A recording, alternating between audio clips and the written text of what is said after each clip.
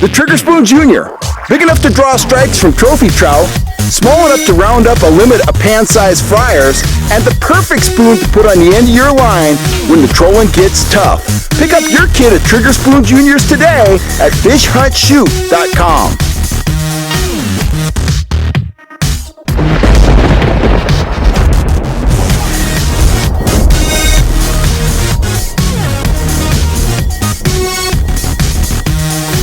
Gold speedy shiner to start the day.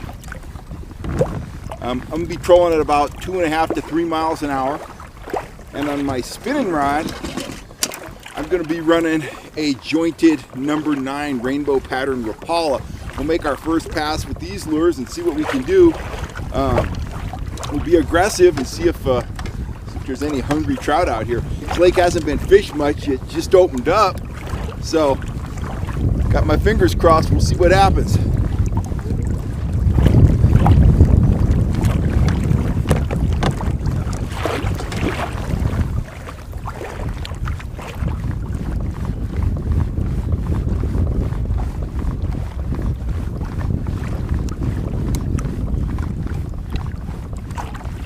Oh, fish on, that fast. Couldn't even get the Rapala in the water. Wow. Speedy shiner, man. He can produce quick action. Let's see what we got here. Oh, looks like a nice rainbow.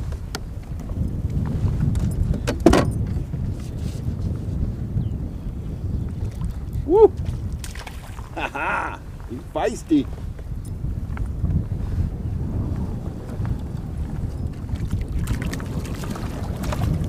Oh yeah, right there. Nice rainbow. Beautiful fish. Speed spoons. Troll them, cast them, or jig them. If you want to get aggressive with trout, get a set of Kellogg speed spoons and get your fish on. Available at the fishhuntshoot.com website. Howdy folks, Kellogg here. With these warm, dry conditions we've been having, trout season's going to get off to an early start. And as a result, I've been spending a lot of time talking about the basics of trout trolling. Now, for you guys that have been watching the channel for a while, a lot of this stuff is review, but there are plenty of new folks out there, and I want to make sure they are set up for success when they go out looking for trout in 2020.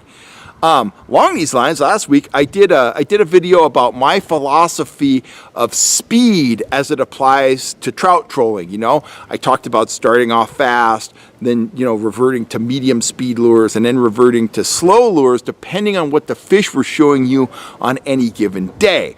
Well, today I want to talk to you about lure compatibility.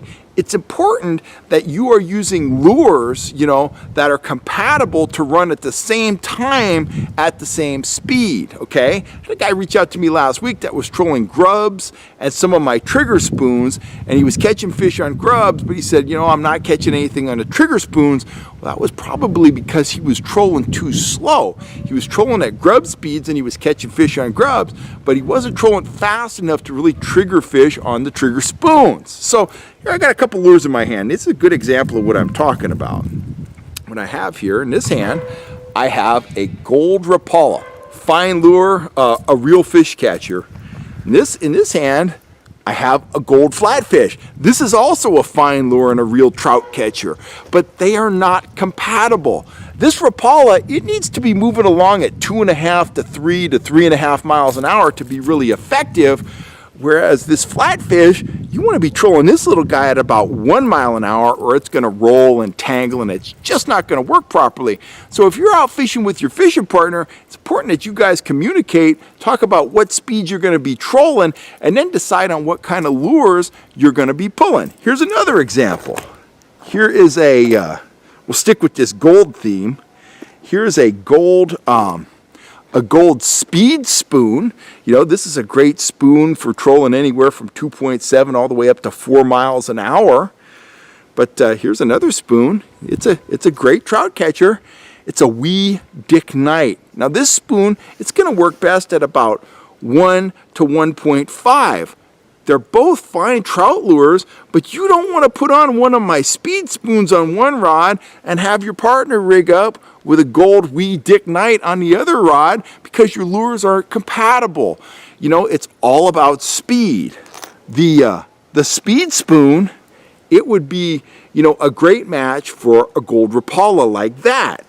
And, you know, likewise, the Dick Knight over here would be a great match for this little gold flatfish. So, bottom line, make sure when you guys rig up, when you're out there with your fishing partner, your wife, or whoever you're fishing with, or even if you're fishing by yourself and you're rigging up 2 rods, make sure you have, you know, lures that run at compatible speeds. Start off fast. Maybe you want to start off with a speed spoon and a Rapala. That doesn't work, or maybe it does and then the bite shuts down. Go down to that medium speed stuff, maybe put on a Castmaster and a cripple lure and troll at 2.2. If that's not working, you want to troll even slower, maybe you want to put on a wee Dick Knight on one rod and a 1-inch section of threaded worm on the other rod and troll at 1 mile an hour. Just make sure that your lures are compatible in terms of speed, and that's going to maximize your chances for success when you're on the water. And remember, you don't want to waste time on the water. You don't want to be trolling one rod with a high-speed lure at high speed and have a low-speed lure on your other rod. That's not really fishing. It's not producing results. You want the maximum amount of time on the water with lures that are running properly, and one way you can achieve that is running lures that are compatible at all times. Anyway, I hope that tip helps you. I hope it kind of cuts some of the confusion out of lure selection for you. I will see you out on the water, or more than likely, I'll see you here on YouTube. Please take a minute to hit that subscribe button. If you want to get a notification when I'm on here blabbering about fishing, hit that little bell.